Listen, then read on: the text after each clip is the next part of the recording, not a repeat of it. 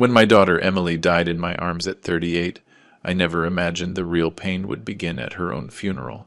That's when the man who abandoned her 10 years ago showed up, dressed in black, demanding the $29 million she left me. Before we continue, subscribe to the channel. Ring the bell because we have new stories every day. Leave a like, and tell us in the comments what city you're watching from. My name is David Miller. I'm 68 years old, and for the last 4 months, I lived through the greatest hell of my life, watching cancer slowly take my only daughter, Emily. She was my everything since her mother passed away when she was just 12. I raised her alone, worked day and night to give her the best education, and I was filled with pride when she became a successful entrepreneur with her own chain of fashion stores in Chicago and New York. On March 15, 2024, Emily called me into her hospital room. Her eyes, which once shone with determination, now reflected the serenity of someone who knows the end is near. "Dad," she said, her voice weak but firm, "I need you to know something very important. I've been getting everything ready for you." She handed me a sealed envelope with documents that would change my life forever. When I opened that envelope at home that night, I couldn't believe what I was seeing. Emily had amassed a fortune of $29 million through her businesses and investments. In her will, drafted with Michael Clark, our trusted family lawyer, she named me as her sole universal heir. "Dad, you were a father and a mother to me. No one else deserves what I built with so much effort." She had written this in a personal letter that came with the documents. Emily passed away on March 22, 2024, at 6:47 inches the morning.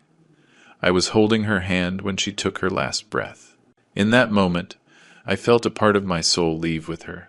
The next few days were a blur of pain, paperwork, and funeral preparations. On March 25th, the day of the funeral, the St. Francis Grand Church was filled with family, friends, and Emily's business partners. I was in the front row, devastated by grief, when someone touched my shoulder. When I turned, I saw a tall man, about 42 years old, dressed in an elegant black suit and tie, with tears streaming down his cheeks. "David," he said with a broken voice, "I'm Daniel Peterson. I'm so sorry for the loss of our dear Emily." For a moment, I didn't react. Our dear Emily. This man had the nerve to show up after 10 years of total abandonment and speak as if he had been a part of my daughter's life. Daniel had been Emily's husband for just 2 years, from 2012 to 2014. When she told him she was pregnant in January 2014, he disappeared overnight, leaving her alone with their marriage debts and a pregnancy that sadly ended in a miscarriage due to the stress. "What are you doing here, Daniel?" I asked in a low voice, trying to keep my composure in that sacred place. "I came to say goodbye to the woman I loved," he answered, drying his tears with a white handkerchief. "Emily and I had our problems, but she was always special to me." What angered me the most was watching how he acted in front of the other attendees. He positioned himself in the second row, just behind me, sobbing theatrically. Several people who didn't know the story approached him to offer comfort, thinking he was the grieving widower. He even went up to the casket during the final farewell, placed his hand on the wooden surface, and murmured something I couldn't hear. After the church service, we headed to Oak Ridge Cemetery. The entire way, Daniel stayed close to the family, as if he had every right to be there. His behavior seemed increasingly strange and calculated. It wasn't the genuine grief of someone who had lost a loved one, but something more artificial. As they lowered the casket, Daniel approached me again. "David, we need to talk after this. There are important things we need to discuss about Emily and, well, about the future." Those words sent a chill down my spine. The future? What future was a man talking about who had abandoned my daughter at the hardest moment of her life?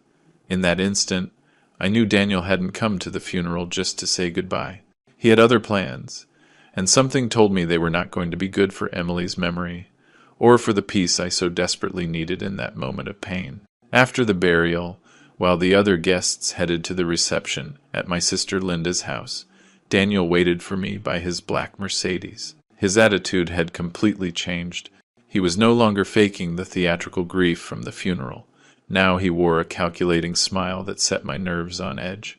"David, I think it's time we spoke frankly," he said, lighting a cigarette. "Emily was legally my wife, and under state law, I have rights to her estate." I was frozen. Rights? This miserable excuse for a man thought he could show up after a decade of total silence and claim what Emily had built with her own sweat and sacrifice. "Daniel, you and my daughter divorced in August 2014. You have no right to anything," I replied, staying calm even though I was boiling with rage inside. "Ah, but that's where you're wrong," he said with that arrogant smile. "I've been doing some research, and it turns out Emily never correctly finalized all the divorce paperwork. Technically, we were still married in certain legal aspects. My lawyers have confirmed that I can claim at least half of those $29 million she accumulated." I couldn't believe what I was hearing. This scoundrel had been planning this for a while. He knew about Emily's fortune, and had come like a vulture to claim his share of the loot. "How dare you?" I yelled, losing my composure for the first time. "You abandoned my daughter when she needed you most. You left her alone, pregnant and drowning in debt. You disappeared like a coward, and now, after 10 years, you come here talking about rights?" Daniel threw his cigarette on the ground and looked at me coldly. "Look, David, I understand you're hurting, but feelings don't change the law. Emily built that business empire, yes, but when we were a couple, I also contributed to the start of her business. I have documents to prove it. It was a lie, and I knew it. Emily had started her first store in 2016, 2 years after the divorce, with a loan that I myself helped her secure. Daniel never invested a single dollar in my daughter's dreams. Listen to me carefully," he continued in a threatening voice. "We can do this the easy way or the hard way. If you give me my share voluntarily, let's say $15 million, we can avoid a long and costly legal process that will tarnish Emily's memory in every newspaper in the country." There it was, the true face of Daniel Peterson. He wasn't just an opportunist, but also a blackmailer willing to use my deceased daughter's good name to get money. "Are you threatening me?" I asked, stepping closer to him. "No, I'm offering you a civilized solution. But if you'd rather the media finds out that the father of the successful entrepreneur Emily Miller is denying her widower his rightful inheritance," he let the sentence hang in the air. At that moment, I vividly remembered the day Daniel left Emily. It was January 28th, 2014. Emily called me at 11 at night, crying, telling me she had come home to find a note on the kitchen table. "I'm gone. This isn't working. Don't try to contact me," that was it. He didn't even have the courage to say goodbye in person or explain why he was running away when she needed support the most. In the following weeks, Emily discovered that Daniel had emptied their joint bank account, taking $12,000 that were her savings to invest in her future business. He also left unpaid bills for the apartment they shared, forcing Emily to take on debts she hadn't created. The most painful part was when Emily lost the baby in March 2014. She tried to contact Daniel to tell him about the tragedy, but he had changed his phone number and blocked her on all social media. My daughter had to go through the grief of losing her child and her marriage at the same time, all alone. "You know what, Daniel?" I said with a calmness I didn't know I had. "You're right about one thing. This can be done the easy way or the hard way, but I assure you, if you try to tarnish my daughter's name with your lies, I will show you exactly what I'm capable of." Daniel let out a sarcastic laugh. "Are you trying to scare me, old man? I'm 42 and you're 68. Besides, I have resources and connections you can't even imagine. My offer is on the table. 15 million now, or 20 million after the trial, plus all the legal fees it will cost me to destroy your reputation. Get out of here before I do something I'll regret," I warned him. "You have 1 week to think about it," he said, getting into his Mercedes. "Next Monday you'll receive the legal documents. I hope you reconsider your position, because this is just getting started." As I watched his car drive away, I felt a mix of rage and determination I hadn't felt in years. This man thought he could take advantage of the pain of a father who had just lost his daughter, but he had picked the wrong person. Emily had taught me to fight for what is right, and that was exactly what I was going to do. That night, in the solitude of my home, surrounded by photos of Emily from her childhood to her final days. I made a decision that would change everything. I wasn't going to give Daniel a single cent, and I would do everything in my power to expose his true intentions before the law. The day after my encounter with Daniel, I decided to start my own investigation. I couldn't just sit around waiting for his legal threats. If this man had planned everything so precisely, I needed to find out what else he was hiding. My first stop was the office of Michael Clark, the lawyer who had drafted Emily's will. Michael, a 55-year-old man with over 20 years of experience in inheritance law, saw me that morning in his office on Michigan Avenue. "David, I am so sorry for your loss," he said as he reviewed the documents Emily had signed. "I want you to know that your daughter's will is absolutely ironclad. She was very specific in her instructions and was in full command of her mental faculties when we drafted it. Michael, I need you to investigate Daniel Peterson. He says he has rights to Emily's inheritance, but I know he's lying." Michael took notes as I recounted the conversation from the cemetery. "Let me check the divorce files. If I remember correctly, Emily was very clear about ensuring all legal ties were completely severed. While Michael looked into the legal aspects, I decided to contact Patricia Johnson, who had been Emily's personal assistant for the last 5 years. Patricia knew my daughter's movements and contacts better than anyone. We met that afternoon at a coffee shop near Emily's offices in the financial district. Patricia, a woman of 34, had always been loyal and discreet, but that day I saw she was nervous and restless. "Mr. Miller, there's something I need to tell you about Daniel," she said, constantly looking around as if she were afraid of being overheard. "For the last 3 months, that man has been trying to get close to Emily." "What do you mean, get close?" I asked, feeling my pulse quicken. "Last December, he started calling the office asking for Emily. At first, he used fake names, but I recognized his voice because Emily had told me about him years ago. When I told Miss Emily, she asked me to hang up on him immediately, if he ever called again." Patricia continued to reveal details that made my blood run cold. In January, Daniel showed up at the offices in person. Emily wasn't there because she had started her chemotherapy, but he insisted on talking to me. He asked me about the company's financial situation, how many stores we had, if Emily had any partners or investors. "And what did you tell him?" "Nothing, of course. But he kept pushing. He offered me $500 just to confirm if Emily was as successful as the newspapers said. I obviously threw him out of the office, but later I found out he had been asking the same questions at the bank where Emily had her main accounts. This confirmed my suspicions. Daniel hadn't shown up at the funeral by chance, or out of any genuine love for Emily. He had been preparing this scheme for months, researching my daughter's financial situation while she was battling cancer. "Patricia, do you have any proof of these approaches?" "Yes, Mr. Miller. Emily asked me to record all office calls after Daniel's first contact. I have the recordings saved on my personal computer." Those words were music to my ears. If Daniel had admitted his true intentions during those calls, we would have solid evidence of his opportunistic behavior. The next day, Patricia brought me the recordings on a USB drive. Listening to them at home, I felt a mix of astonishment and disgust. In one of the recordings from February 15th, Daniel clearly said, "Look, Patricia, I know Emily is sick. I just want to know if it's worth trying for a reconciliation.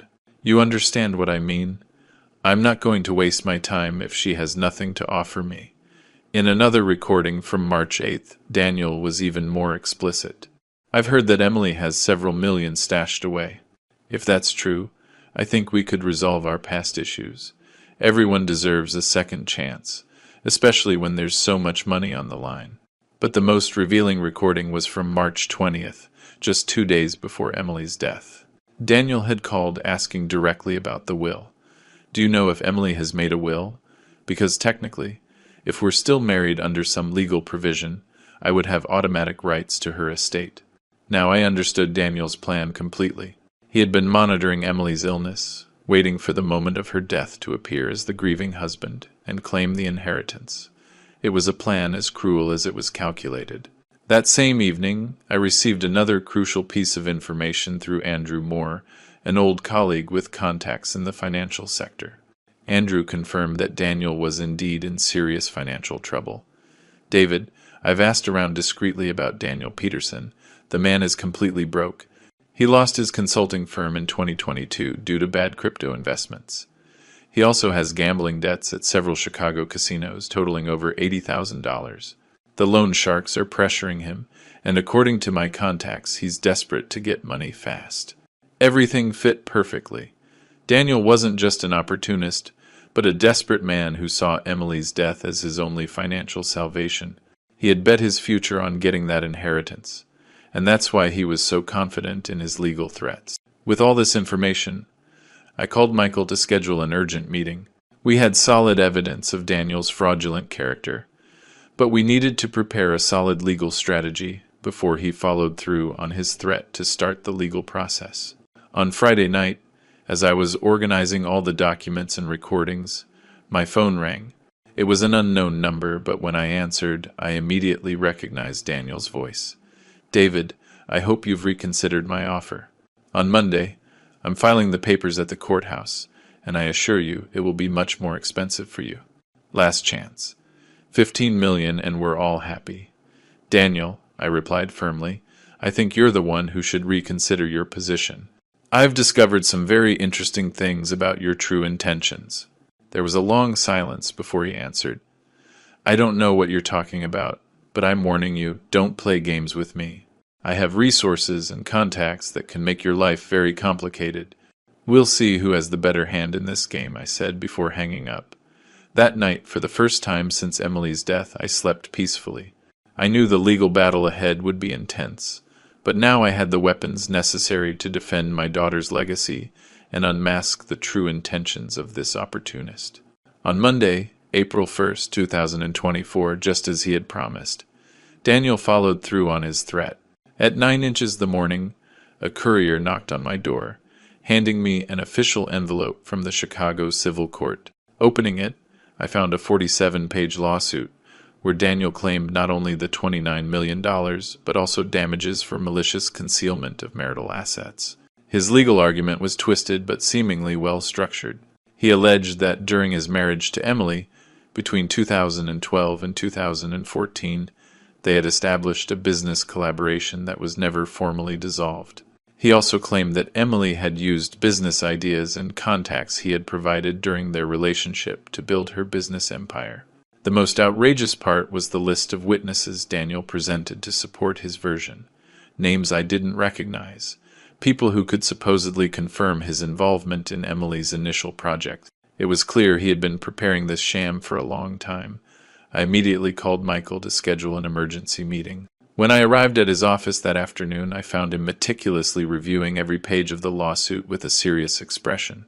David, I'm not going to lie to you. Daniel has hired Christopher Vaughn, one of the most aggressive inheritance lawyers in Chicago. He's known for winning complicated cases using legal technicalities and media pressure. What does that mean for us?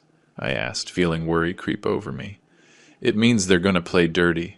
Vaughn has a reputation for leaking information to the press to create public pressure on his opponents. We'll probably see articles in the papers about the selfish father denying the successful entrepreneur's widower his inheritance. Michael was right. The next day, the tabloid paper The Chicago Chronicle published an article titled, "The $1 Million Battle for Emily Miller's Inheritance: Justice or Family Greed." The article, clearly biased in Daniel's favor, presented a completely distorted version of the facts. According to the publication, Daniel was a successful entrepreneur who had sacrificed his own career to support his wife's dreams, and was now being unfairly excluded from the fruits of their marital collaboration. The article included a photo of Daniel dressed in mourning at the funeral, with a caption that read, "The pain of a husband fighting for justice." That same week, while Michael prepared our legal response, I dedicated myself to finding more evidence of Daniel's true character. Patricia had mentioned that Emily kept all her personal documents in a safe in her private office, and that she had left me the combination in case of an emergency. When I opened the safe, I found a treasure trove of information. Emily had been meticulous in saving all correspondence related to her divorce, including emails Daniel had sent her in 2014 when he left the marriage. In an email dated February 15th, 2014, Daniel wrote, "Emily, I need you to understand that this isn't working. I'm not ready to be a father, and frankly, your obsession with opening a business seems like a childish fantasy. I've decided to move to New York to start over. Don't try to contact me." Another email from March 3rd, 2014 was even more revealing.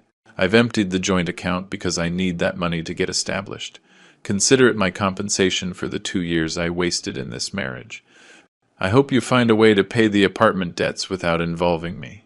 But the most valuable document was a handwritten letter that Emily had drafted for her lawyer in August 2014, during the divorce proceedings. In it, she systematically detailed all of Daniel's manipulations and abandonment. "My husband, Daniel Peterson, abandoned me on January 28, 2014, upon learning of my pregnancy. In the following weeks, he emptied our joint bank account, taking $12,000, which were my personal savings. When I lost the baby in March due to stress, I tried to contact him to inform him, but he had blocked all means of communication. I formally request that the divorce decree states that Daniel waives any future rights to my assets or income." This letter was notarized and had full legal weight. It was the definitive proof that Daniel had voluntarily waived all rights to Emily's estate. Armed with this evidence, I returned to Michael's office with renewed confidence. When I showed him the documents, his expression changed completely. "David, this is pure gold," he said with a smile. This notarized letter proves not only Daniel's voluntary abandonment, but also his explicit waiver of future rights.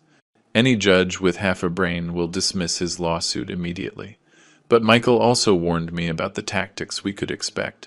Vaughn will try to discredit these documents. He'll say Emily was emotionally distraught during the divorce, or that circumstances have changed. He'll also try to prove that Daniel contributed in some way to Emily's subsequent success. To strengthen our case, Michael suggested we find people who had known Daniel during his marriage to Emily to testify. "We need witnesses who can confirm his abandonment and his lack of support for your daughter's business projects." I then remembered Helen Davis, Emily's best friend since college. Helen had been a direct witness to my daughter's suffering during the divorce, and knew the circumstances of Daniel's abandonment perfectly. When I contacted Helen, she immediately offered to testify in our favor. "Mr. Miller, I was with Emily the day Daniel left her. I'll never forget how she cried that night, telling me she felt betrayed not just as a wife, but as a person. That man is a coward, and he can't show up now claiming rights he voluntarily gave up." Helen also provided me with additional information about Daniel that I didn't know. During their marriage, Daniel never showed any interest in Emily's business plans. On the contrary, he always ridiculed them, telling her it was a waste of time. He even forbade her from using her personal savings for the business consulting she wanted to hire. With all these elements, Michael began drafting our response to the lawsuit. But before filing it, we decided to take a strategic step that would put Daniel in a very uncomfortable position. "David," Michael said, "we're going to ask the court to require Daniel to present documentary evidence of his supposed contribution to Emily's business success. If he really participated in creating her fortune, he must have contracts, invoices, investment records. We know he doesn't have them, but forcing him to try to produce them will reveal the fraudulent nature of his claim." That night, as I reviewed all the documents we had collected one more time, I felt a mix of sadness and determination. Emily had been an extraordinary woman who built her success despite betrayals and abandonment. My duty as a father was to protect her legacy from the clutches of those who only saw her death as an opportunity for easy enrichment. While Michael was preparing our legal response, Patricia contacted me with information that would completely change the course of our case. She asked me to meet her at her apartment on a Thursday night, assuring me she had something explosive to show me. When I arrived at her place in Lincoln Park, Patricia seemed nervous but determined. "Mr. Miller, after our last conversation, I remembered something important. Emily didn't just ask me to record Daniel's phone calls. She also installed a recording system in her personal office after his first in-person meeting with him. Patricia turned on her laptop and showed me a folder full of audio files. Emily was very cautious. When Daniel showed up in January asking about her finances, she suspected he would try something later. So, she decided to record any future meetings she might have with him. "Were there more meetings?" I asked, feeling like I was about to discover something crucial. "Yes, Mr. Miller. 2 meetings that Emily never told anyone about, not even you. Daniel visited her in her office on February 28th and again on March 14th, just a week before she passed away." Patricia played the first recording from February 28th. Hearing Emily's voice, weak but firm, a lump formed in my throat. It was obvious she was already very sick, but she maintained her dignity. "Daniel, what do you want after all these years?" I could hear Emily say. "Emily, I know you're sick, and I know you've been very successful financially. I think it's time we resolved our past issues," Daniel replied in a syrupy voice. "We don't have past issues, Daniel. You abandoned me when I needed you most, and I moved on with my life. Look, let's be practical. You've built an empire of nearly $30 million. I was your husband for 2 crucial years of your life. Legally, I could claim a part of that, but I'd rather reach a friendly agreement." Emily's response was powerful. "Daniel, you have no right to what I've built. You signed documents waiving any future claims when we divorced. Besides, everything I have, I built after you abandoned me." "Ah, but that's where you're wrong, dear Emily. I've consulted with specialized lawyers, and it turns out some of those divorce documents have legal loopholes that could benefit me, especially if you die without a clear will that specifically excludes me." Those words sent a chill down my spine. Daniel wasn't just planning to claim the inheritance after Emily's death. He was threatening her directly, waiting for her to die. "Are you threatening me, Daniel?" Emily's voice asked with a tone of disbelief. "It's not a threat, it's a legal reality. But like I said, I'd rather resolve this civilly. If you give me, say, $5 million now, we can sign a document where I definitively waive any future claims. I will never give you a cent. And if you try anything legal, I assure you I will publicly reveal your true character and how you abandoned me when I was pregnant. Emily, I don't think you're in a position to threaten anyone. Your illness is serious, and according to my medical information, you have a few months left to live. Think about it. 5 million now, or legal trouble for your family after you're gone." The recording ended with the sound of a door slamming shut. Patricia explained that Emily had kicked Daniel out of her office, but he had returned 2 weeks later for an even more revealing conversation. The second recording, from March 14th, was even more incriminating. In it, Daniel showed his true nature without any pretense. "Emily, I've been thinking about our last conversation. I've done more research into your financial situation, and I think I've underestimated your assets. My contacts in the financial sector tell me you could have up to $35 million in properties, investments, and cash. Daniel, I don't know how you got that information, but it's completely inappropriate for you to be investigating my private finances. Look, let's be honest. You're going to die soon, and that money is going to go somewhere. Your father is an old man who doesn't need that much money. I'm 42 and have my whole life ahead of me. We could make an arrangement that benefits everyone." "An arrangement? Are you insane?" "Listen to me, Emily. I can create a lot of legal problems for your family after your death. I have lawyers who can prove our divorce wasn't processed correctly in certain technical aspects. We can drag out the legal proceedings for years, freezing all your assets and ruining your family's reputation. Daniel, you're despicable. I can't believe I was ever married to you. I'm a realist, Emily. But I'm going to make you one last generous offer. You give me $15 million now, and I guarantee your father will inherit the rest without any problems. If you refuse this proposal, I assure you I will fight for everything, and your family won't see a dollar of your fortune without going through years of legal battles." Emily's voice on the recording sounded tired but determined. "Daniel, you better hear me clearly. I will never give you anything. I have modified my will specifically to exclude you from any inheritance, and I have documented all your threats. If you try anything after my death, My family will have all the proof needed to show you're a shameless opportunist. We'll see, Emily. We'll see who has the last word in this matter." Patricia stopped the recording and looked at me with a grave expression. "Mr. Miller, after this second visit, Emily asked me to immediately contact her lawyer, Michael, to modify the will. She also instructed me to keep these recordings in a safe place and give them to you if Daniel tried any legal action after her death. It was incredible. Emily, even in her final days, had been protecting my future and her own from the clutches of this manipulator.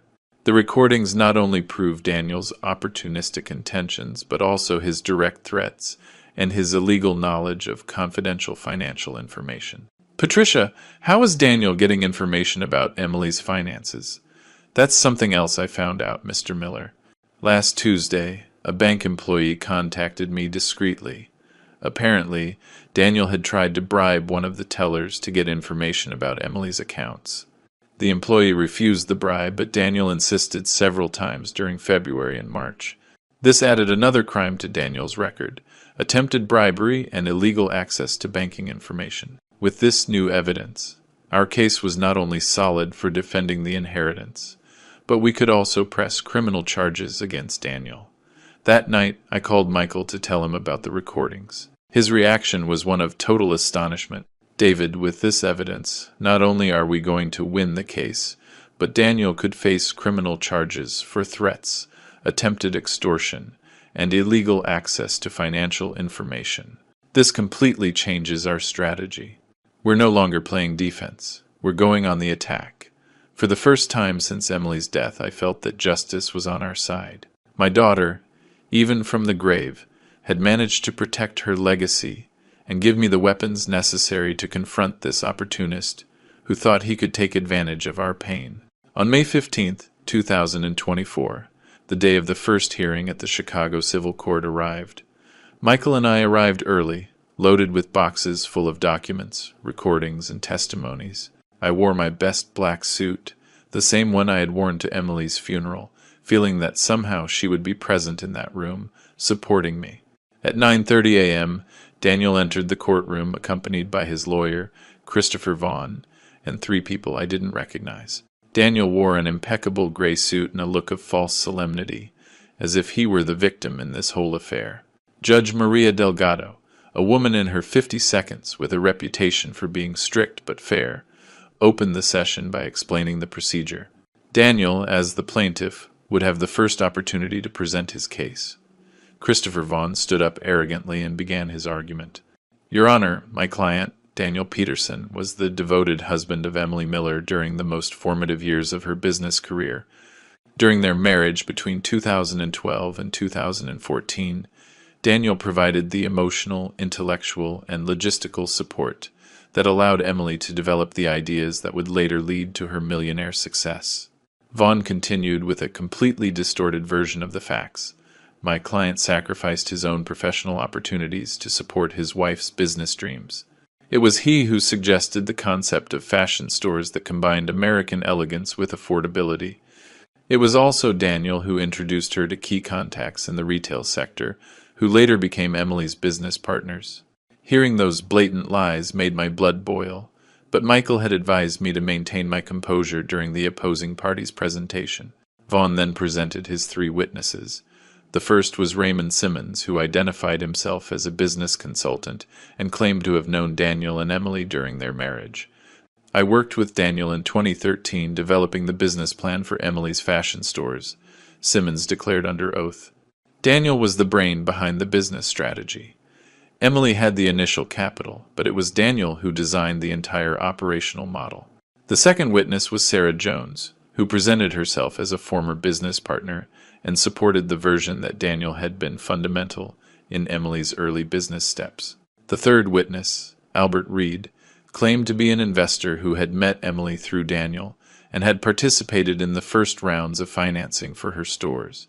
When these supposed witnesses finished their statements, Michael leaned into my ear. "David, these people are clearly lying. Their testimonies are too coordinated and specific. We're going to unmask them during cross-examination." It was Michael's turn to present our case, and his strategy was brilliant. Instead of starting with legal arguments, He decided to play the recordings Patricia had saved directly. Your Honor, before we present our arguments, we want the court to hear the plaintiff's own words, recorded during his meetings with the late Emily Miller during the final months of her life. When the first recording from February 28th began to play, I saw Daniel's expression change completely. His face turned pale, and he began to whisper furiously in his lawyer's ear. Emily's voice filled the room. Daniel, you have no right to what I've built. You signed documents waiving any future claims when we divorced. And then Daniel's revealing response. I've consulted with specialized lawyers, and it turns out some of those divorce documents have legal loopholes that could benefit me, especially if you die without a clear will that specifically excludes me. The silence in the courtroom was absolute. Judge Delgado took notes intently as she listened to Daniel's explicit threats toward Emily. When the part came where Daniel said, "Your illness is serious, and according to my medical information, you have a few months left to live. Think about it. 5 million now, or legal trouble for your family after you're gone." I saw several attendees in the room exchange looks of disgust. Michael stopped the recording and addressed the judge. Your Honor, as you can see, the plaintiff not only admits he has no legal rights to the inheritance, but also acknowledges that he is taking advantage of the deceased's terminal illness to try to extort her. Christopher Vaughn immediately stood up. Objection, Your Honor. Those recordings were made without my client's consent and violate his right to privacy. Judge Delgado responded firmly. Overruled. The recordings were made on the deceased's private property, and the plaintiff was informed that the conversation was being recorded. Continue, Mr. Clark. Michael then played the second recording, from March 14th, where Daniel was even more explicit about his intentions. I can create a lot of legal problems for your family after your death. I have lawyers who can prove our divorce wasn't processed correctly in certain technical aspects. When the recording finished, Michael presented the notarized letter Emily had written during her divorce, where she expressly excluded Daniel from any future claims on her assets. Your Honor, this document, signed before a notary in August 2014, proves that the deceased was absolutely clear in her intention to exclude the plaintiff from any financial benefit. Furthermore, we have Emily Miller's will, drafted in January 2024, where she specifically names her father, David Miller, as the sole universal heir. But the most devastating blow came when Michael called Patricia Johnson as a witness. Patricia, in a clear and firm voice, testified about Daniel's attempts to obtain financial and legal information about Emily. The plaintiff tried to bribe me on multiple occasions to obtain confidential information about Emily Miller's finances. He also attempted to bribe bank employees to illegally access the deceased's accounts, all while she was battling cancer. During the cross-examination of Daniel's witnesses, Michael masterfully proved that their statements were fabricated. When he questioned Raymond Simmons about supposed business meetings in 2013, Simmons couldn't provide specific addresses, exact dates, or documents to back up his claims. Can you show the court any invoice, contract, or document that proves your alleged collaboration with Mr. Peterson in 2013? Michael asked. Well, those documents were lost during a move, Simmons replied nervously. How convenient, Michael retorted with irony. When he questioned Sarah Jones about her supposed business partnership with Emily, the woman also couldn't produce any documentary evidence. Worse, when Michael asked her about specific details of the fashion business, it became clear she knew nothing about the retail sector. At the end of the hearing, which lasted more than 4 hours, Judge Delgado announced that she would study all the evidence presented and issue her decision within 15 days. When we left the courthouse, Daniel approached me with a furious expression. This isn't over, David. I have the resources to appeal any adverse decision. I can keep this fight going for years. Daniel, I replied calmly, I think after what was heard in that room today, you should be more worried about criminal charges than the inheritance.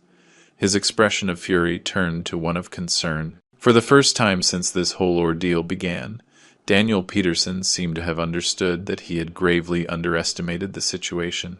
The 15 days of waiting after the hearing were the longest of my life. Michael had warned me that, although we had a solid case, the courts can sometimes be unpredictable, especially when so much money is involved.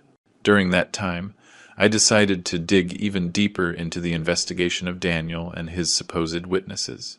My first discovery came through my nephew, Charles, who works in the IT department of a private investigation firm. I asked him to discreetly check the backgrounds of the 3 witnesses Daniel had presented. "Uncle David, I've found some very interesting things about these individuals," Charles told me during a family dinner. "Raymond Simmons has a history of false statements in other trials. In 2019, he was fined for perjury in a real estate fraud case in New York. The information about Sarah Jones was even more revealing. This woman is an amateur theater actress and has occasionally worked making false testimonies for money. There are records of her being paid $3,000 to testify in a divorce case last year. As for Albert Reed, Charles discovered he didn't even have a license as a financial investor. He's a used car salesman who was fired from his last job for fraud. It seems Daniel specifically recruited people with questionable backgrounds to lie under oath. Armed with this information, I immediately contacted Michael. "We need to present this evidence to the court before they issue the verdict," I said. "David, this is perfect. We're going to request a supplementary hearing to present evidence of perjury. If we can prove that Daniel organized a scheme of false testimonies, he will not only lose the case, but he'll face additional criminal charges." On May 28th, 2 days before the scheduled date for the verdict, Judge Delgado agreed to hear our new evidence.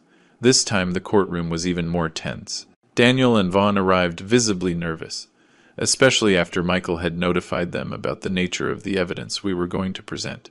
Michael began his presentation by showing Simmons's criminal record. "Your Honor, the plaintiff's first witness has a documented history of perjury. In 2019, a New York court ordered him to pay a $5,000 fine for false statements in a real estate fraud case. When he presented the evidence about Sarah Jones, Judge Delgado frowned with clear disgust. This person has taken money to make false statements in multiple court cases. We have invoices where she appears as a testimonial actress for amounts ranging from $2,000 to $4,000 per case. The most devastating information came when Michael proved that Albert Reed had never been licensed as an investor. Your Honor, not only is this man not an investor, but he was fired from his job as a car salesman for trying to scam customers with falsified documents. But the final blow came when Michael presented bank records showing transfers from Daniel to the 3 witnesses in the weeks leading up to the hearing. Your Honor, we have evidence that the plaintiff paid $8,000 to Simmons, $6,000 to Jones, and $5,000 to Reed, exactly 10 days before their testimony in this court. The silence in the courtroom was deafening. Judge Delgado looked at Daniel with an expression of outrage I had never seen in a courtroom. "Mr. Peterson," the judge said, addressing Daniel directly, "can you explain these bank transfers to people who later testified under oath in your favor?" Daniel stood up, trembling, clearly unprepared to answer this evidence. "Your Honor, those transfers were personal loans that have no relation to this case. Personal loans of exact amounts to 3 different people who just happened to testify in your favor?" the judge replied sarcastically. Vaughn tried to intervene. "Your Honor, my client has the right to the presumption of innocence." "Silence!" Judge Delgado interrupted. "This court will not tolerate attempts to manipulate justice through purchased testimony. Mr. Peterson has not only presented false witnesses, but has organized a deliberate scheme of perjury." The judge then did something that completely surprised me. She ordered the immediate arrest of the 3 false witnesses and summoned Daniel for a separate criminal hearing on charges of witness tampering and obstruction of justice. As for the main case, the judge continued, based on the evidence presented by the defendant, David Miller, this court finds that Mr. Daniel Peterson's claim is completely baseless and fraudulent. The judge proceeded to read her decision. First, the presented recordings unequivocally demonstrate that the plaintiff admitted to having no legal rights to the inheritance of Emily Miller. Second, the deceased's will is absolutely valid and expressly excludes the plaintiff from any benefit. Third, the notarized letter from 2014 clearly establishes the plaintiff's voluntary waiver of future financial claims. Furthermore, the judge continued, This court finds that the plaintiff attempted to extort the deceased during her terminal illness, taking advantage of her vulnerability to obtain illicit financial benefits. The verdict was damning. The claim of Mr. Daniel Peterson is completely denied. It is confirmed that David Miller is the sole and legitimate universal heir of Emily Miller. Furthermore, the plaintiff is ordered to pay all court costs and is fined $50,000 for presenting false testimony. But the judge wasn't finished. Finally, this court orders a criminal investigation to be opened against Daniel Peterson for the crimes of threats, attempted extortion, witness tampering, and obstruction of justice. The plaintiff is forbidden from leaving the country until the criminal investigation is concluded. When the judge finished reading the verdict, Daniel was completely slumped in his chair. His face had lost all color, and Vaughn looked like he wanted to disappear under the table. As we left the courthouse, several journalists who had been following the case were waiting for us. Michael had prepared a brief statement. Justice has prevailed. Mr. David Miller has successfully defended his daughter's legacy against fraudulent attempts of appropriation. The memory of Emily Miller remains intact, and her final will has been fully respected. That afternoon, in the quiet of my home, I reread Emily's will for the 100th time. In one of its final clauses, she had written, "Dad, I hope you never have to use this document to defend yourself from unscrupulous people. But if that moment comes, remember that I built all of this thinking of your future and in honoring Mom's memory. Don't let anyone tarnish our family legacy." For the first time since her death, I felt that Emily could rest in peace. Her final battle had been won, and her legacy was protected forever from the clutches of those who only saw money where they should have seen love, sacrifice, and honest work. The days following the verdict brought a flood of revelations that neither Michael nor I could have anticipated. The legal victory had opened the floodgates, and people who were previously afraid to speak out began contacting me with additional information about Daniel's true activities. The first to come forward was Rose Fernandez, a 45-year-old woman who identified herself as Daniel's ex-girlfriend between 2018 and 2020. Rose called me on June 2nd, 3 days after the newspapers published the news of the verdict. "Mr. Miller, I've been following the case in the news, and I think you need to know more about Daniel Peterson," she said with a trembling voice during our phone conversation. "That man put me through a hell similar to what he did to your daughter." We agreed to meet at a coffee shop in downtown Chicago, where Rose told me a story that chilled me to the bone. Daniel seduced me in 2018, when I had just inherited a property from my father. At first, he seemed like the perfect man, attentive, caring, interested in my well-being. But later I discovered that he had been investigating my financial situation before he even approached me. Rose continued to recount how Daniel had used the same manipulative tactics he tried with Emily. During the 2 years we were together, he constantly pressured me to lend him money for his supposed investment projects. When we broke up in 2020, I discovered he had stolen $35,000 from my bank account, using information he had gotten from me during our relationship. "Did you file a police report?" I asked. I tried to, but Daniel threatened to ruin my professional reputation if I took him to court. I work as a marketing director at a major company, and he knew people who could have caused me problems at work. In the end, I decided to consider that money the price of getting rid of him. But Rose wasn't Daniel's only victim.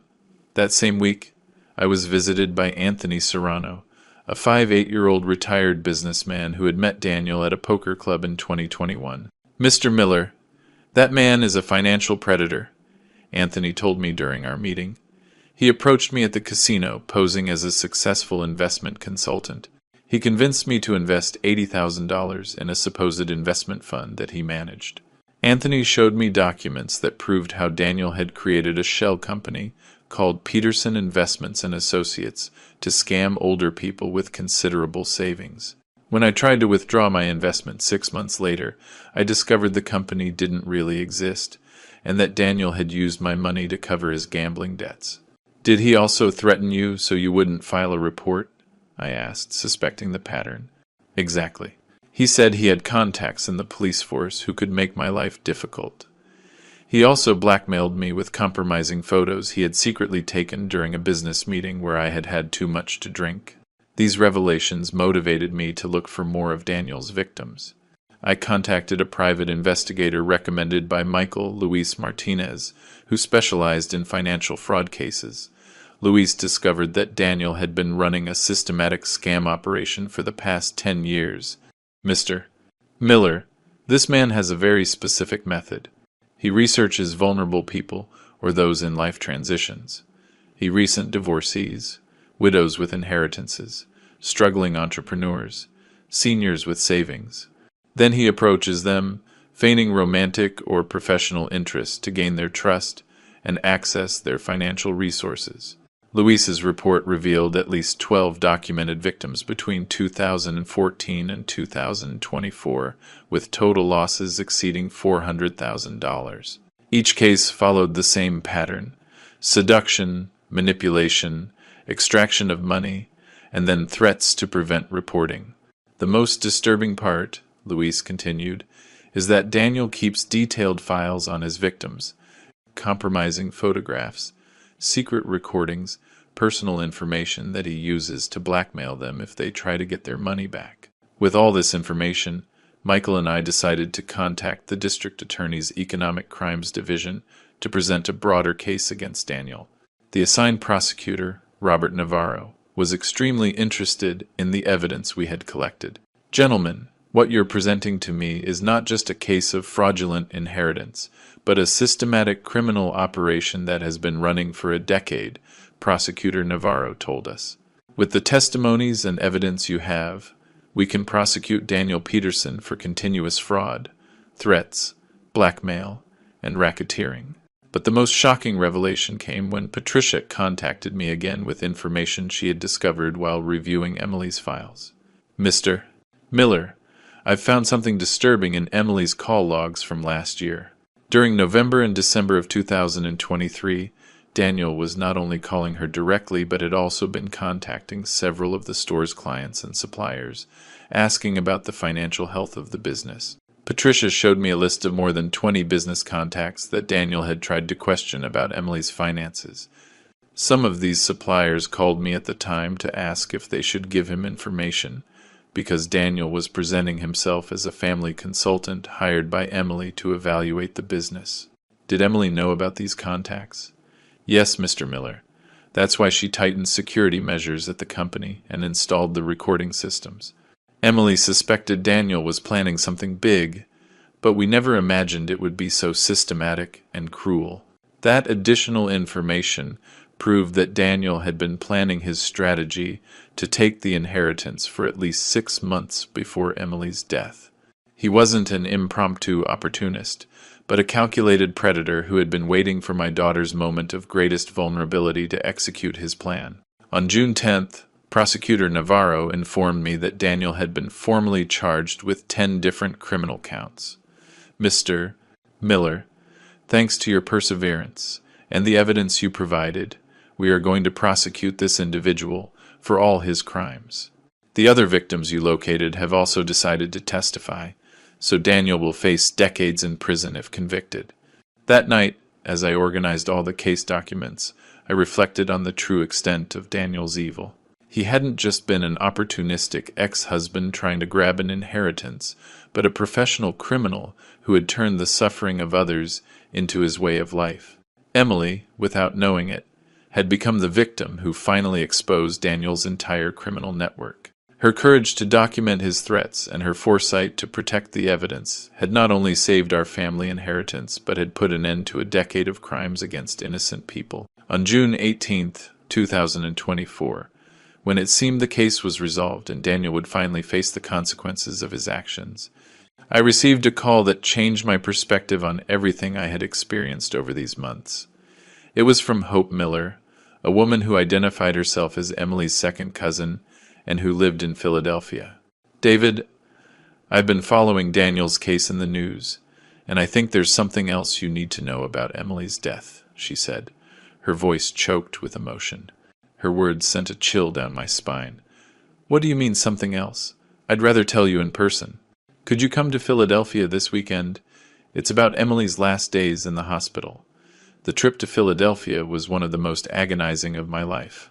During the drive, my mind created increasingly terrible scenarios about what Hope might reveal to me. She worked as a nurse at Mercy Hospital in Philadelphia, and although she hadn't directly cared for Emily, she had contacts in the Chicago hospital system. We met at her apartment on Saturday morning. Hope, a 52-year-old woman with 20 years of experience in oncology, greeted me with a grave expression and medical documents in her hands. David, a colleague of mine from Northwestern Memorial Hospital in Chicago, contacted me after seeing the news about Daniel. She told me something that had been bothering her since Emily's death, but she hadn't dared to report it until now. Hope showed me hospital visitor logs that her colleague had discreetly copied. According to these documents, Daniel visited Emily in the hospital on 3 occasions during March, always when you were not present. The visits were on March 5th, 12th, and 19th. That's impossible, I replied immediately. Emily had expressly forbidden me from allowing any visits from Daniel. Besides, I was practically living at the hospital during her last days. Exactly. That's why these visits are so strange. According to the records, Daniel presented himself as Emily's legal husband and had forged documents that supposedly gave him authorization to visit her during the night shifts. Hope continued to explain what her colleague had observed. During the visit on March 19th, just 3 days before Emily's death, Daniel was in the room for over 2 hours. The nurse on duty found it strange that Emily was very agitated after that visit, and that her vital signs had worsened significantly. Are you suggesting that Daniel might have... I couldn't finish the sentence. I'm not suggesting anything specific, David, but my colleague told me that Emily asked her that night not to allow any more visits from Daniel, and that she was very scared. She also mentioned something about not letting him force me to sign anything. Those words hit me like a lightning bolt. Had Daniel tried to force Emily to change her will during her last days? Had he used her vulnerable state to pressure her while I wasn't there? Hope handed me a copy of the nursing notes from that night. They read, "Patient very agitated after family visit. Requests no more visits from husband. Mentions concern over legal documents. Mild sedative administered to calm anxiety." David, there's something else. My colleague checked the hospital's security cameras from that night. Daniel left the room carrying a folder he didn't have when he went in. I immediately called Michael from Philadelphia to inform him of these revelations. His reaction was one of total alarm. "David, we need to investigate this immediately. If Daniel tried to coerce Emily during her terminal illness to modify legal documents, we'd be talking about a much more serious crime. Get back to Chicago immediately." On Monday morning, Michael and I met with Prosecutor Navarro to present this new evidence. The prosecutor immediately ordered all hospital security cameras to be reviewed and all staff who were on duty during Daniel's visits to be questioned. 3 days later, the prosecutor summoned us with information that surpassed our worst suspicions. "Gentlemen, we have reviewed the security footage and confirmed that Daniel Peterson illegally visited Emily Miller on multiple occasions using falsified documentation," the prosecutor continued. "More seriously, we have found in Daniel's possession a copy of Emily's original will with handwritten modifications that intended to include him as a beneficiary of 40% of the inheritance. These modifications are dated March 19th, the same day as his last visit to the hospital." "Are you saying Daniel tried to forge Emily's will?" I asked, feeling outrage consume me. "Exactly. We have evidence that Daniel brought forged documents to Emily's room and tried to force her to sign modifications to the will. According to the nurse's testimony, Emily flatly refused and threatened to report him, which would explain her agitated state that night." Michael intervened. "Prosecutor Navarro, this constitutes coercion of a sick person, forgery of documents, and possibly attempted murder if the stress caused contributed to Emily's deterioration." "Correct, Mr. Clark. We have added these charges to the indictment against Daniel Peterson. He now faces the possibility of 25 years in prison." But the most shocking revelation came when the prosecutor showed us the full contents of the folder Daniel had taken from the hospital. In addition to the forged will, Daniel had prepared power of attorney documents that would have given him total control over Emily's assets if she had survived in a vegetative state. "What does that mean?" I asked. "It means Daniel had a backup plan. If Emily didn't die immediately, he would have tried to declare her mentally incapacitated and assume control of her entire fortune as her caregiver husband. It was a Machiavellian plan designed to seize the $29 million, regardless of whether Emily lived or died." That revelation affected me deeply. For all these months, I had thought Daniel was simply an opportunist who had shown up after Emily's death to claim money. Now I discovered he had been much worse, a predator who had been stalking my daughter during her final days, trying to take advantage of her extreme vulnerability to steal everything she had built. "There's one more thing, Mr. Miller," the prosecutor continued. "We've found evidence that Daniel had been monitoring Emily's health status through illegal contacts in the hospital system. He knew exactly when she would be most vulnerable and planned his visits accordingly." When we left the prosecutor's office that afternoon, Michael put a hand on my shoulder. "David, I know these revelations are painful, but they also prove something very important. Emily fought until the very end to protect her legacy and yours. Even in her final days, she stood up to Daniel and refused to give in to his pressure." That night, in the solitude of my home, I reread the letters Emily had written to me during her illness one last time. In one of them, dated March 20th, just 2 days before her death, there was a line that now took on new meaning. "Dad, if anything happens to me, make sure my will is respected. Don't let anyone manipulate what we've built together." Emily had known exactly what Daniel was trying to do, and she had fought with her last breath to protect our future. Her courage and determination had not only preserved the family inheritance, but had exposed the true criminal nature of a man who had made the suffering of others his way of life. On July 15th, 2024, almost 4 months after Emily's funeral, the day of the criminal trial against Daniel Peterson arrived. The Chicago Criminal Courthouse was packed with journalists, Daniel's victims, and curious onlookers who had followed the case through the media. Daniel arrived at the courthouse in handcuffs, escorted by 2 sheriff's deputies. His appearance had changed dramatically during the months he had spent in pretrial detention. The arrogant, well-dressed man who had appeared at Emily's funeral now looked haggard, with unkempt hair and an expression of total defeat. The presiding judge, a magistrate with over 15 years of experience in organized crime cases, opened the session by reading the 14 criminal charges against Daniel. Continuous fraud, forgery of documents, threats, coercion, blackmail, witness tampering, professional misconduct, and violation of court orders. Prosecutor Robert Navarro began his presentation with a detailed chronology of Daniel's crimes over the last decade. "Your Honor, the defendant, Daniel Peterson, is not an occasional criminal but a systematic predator who has built his entire adult life by preying on vulnerable people." For the next 3 hours, the prosecutor presented testimonies from the 12 identified victims of Daniel. Each story followed the same gruesome pattern: seduction, manipulation, extraction of resources, and threats to prevent reporting. Rose Fernandez testified in a firm voice.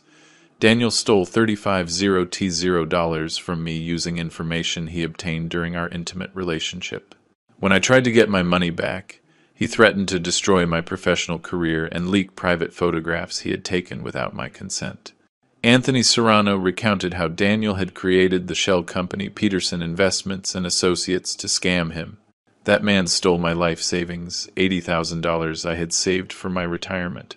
When I discovered the fraud, he blackmailed me with compromising photographs to prevent me from filing a report." But the most impactful testimony came from the nurse, Mercedes Lopez, who had cared for Emily during her final days. Mercedes testified about Daniel's illegal visits to the hospital and his attempt to coerce Emily into changing her will. The defendant showed up multiple times using falsified documentation, identifying himself as the patient's legal husband. During his last visit on March 19th, Miss Emily became extremely agitated. She specifically asked me not to allow any more visits from this man, saying, and I quote, "Don't let him try to make me sign anything again." The most devastating evidence came when the prosecutor presented the hospital's security footage, showing Daniel leaving Emily's room with documents he didn't have when he entered. The forged documents Daniel had prepared were also presented, including the modified will and the fraudulent power of attorney papers. Your Honor, the prosecutor continued, the defendant not only tried to appropriate an inheritance that did not belong to him, but he harassed a dying woman during her final days, taking advantage of her state of extreme vulnerability to try to steal $29 million. When it was the defense's turn, Daniel's lawyer, who had replaced Christopher Vaughn after he withdrew from the case, tried to present a defense based on temporary mental disorder and gambling addiction. Your Honor, my client has been battling a severe gambling addiction that led him to make desperate decisions. He is not a professional criminal, but a sick man who needs treatment, not prison. But this strategy fell apart when the prosecutor presented evidence of Daniel's meticulous planning. Investigators had found a complete file in his apartment with detailed information on all his victims, including photographs, financial records, and specific strategies to manipulate each one. Your Honor, Daniel did not keep organized files on his victims for 10 years. A gambling addict does not forge professional documents or create shell companies. What we have here is a professional criminal who has perfected his method over a decade. The most emotional moment of the trial came when I was allowed to read an impact statement as Emily's father. With a trembling but firm voice, I addressed the court. Your Honor, Daniel Peterson not only tried to steal the money my daughter built with so much effort, he desecrated her memory, tortured her final days, and turned our family's grief into a legal nightmare. Emily died thinking this man could destroy everything she had worked to protect. My daughter fought cancer for 4 months with extraordinary courage, but she also had to fight against the threats and blackmail of this predator during her most vulnerable moments. Daniel is not just a thief. He is someone who feeds on the suffering of others. After 2 days of testimonies and evidence presentation, the judge announced a 2-hour recess to deliberate. During that wait, Michael and I sat on the benches in the courthouse hallway, surrounded by the other victims of Daniel who had come to witness the verdict. David, Michael said to me, regardless of what the judge decides, we've already won the most important battle. Daniel will never be able to touch Emily's inheritance, and his criminal network has been completely dismantled. When we returned to the courtroom, the judge began to read her verdict in a clear and firm voice. After reviewing all the evidence presented, this court finds the defendant, Daniel Peterson, guilty of all charges brought against him. The verdict was damning. The defendant is sentenced to 18 years in prison for continuous fraud, 3 additional years for forgery of documents, 2 years for threats and coercion, and 2 years for witness tampering, for a total of 25 years of effective prison time. Furthermore, the judge continued, the defendant is ordered to pay a total restitution of $847,000 to his victims, plus court costs. The defendant is permanently barred from engaging in any activity related to financial consulting or wealth management. When the judge finished reading the sentence, Daniel collapsed completely in his chair. His lawyer tried to comfort him, but it was clear that the weight of his crimes had finally fallen upon him. As I left the courthouse, I was surrounded by Daniel's other victims, all expressing their gratitude for my courage in confronting him. Mr. Miller, Rose told me, if you hadn't fought so hard for your daughter's memory, Daniel would still be free, stealing from and threatening more innocent people. That night, as I had dinner alone at my house, I reflected on the 4 months that had passed since Emily's death. The legal battle was over. Daniel would face decades in prison, and my daughter's inheritance was completely protected. But more importantly, Emily's memory had been vindicated, and her legacy would remain intact forever.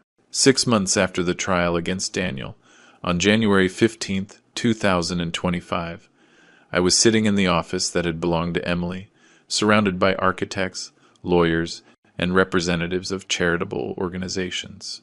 That day would mark the beginning of a new chapter in my daughter's legacy, one she had dreamed of but that circumstances had not allowed her to see realized. During the months following Daniel's conviction, I had had time to reflect deeply on what to do with the $29 million inheritance Emily had left me.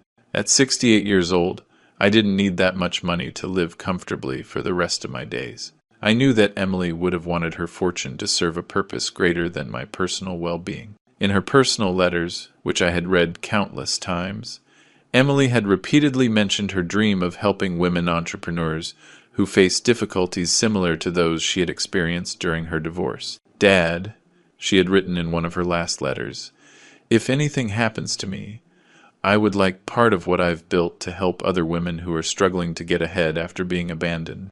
With that inspiration, I had decided to create the Emily Miller Foundation for Women Entrepreneurs. The foundation would be dedicated to providing interest-free loans, free legal advice, and emotional support to women who had been victims of spousal abandonment and wanted to start their own businesses. Patricia Johnson, who had been Emily's right-hand woman for years, had agreed to direct the foundation. "Mr. Miller," she had said when I offered her the position, "it would be an honor to continue Emily's work in this way."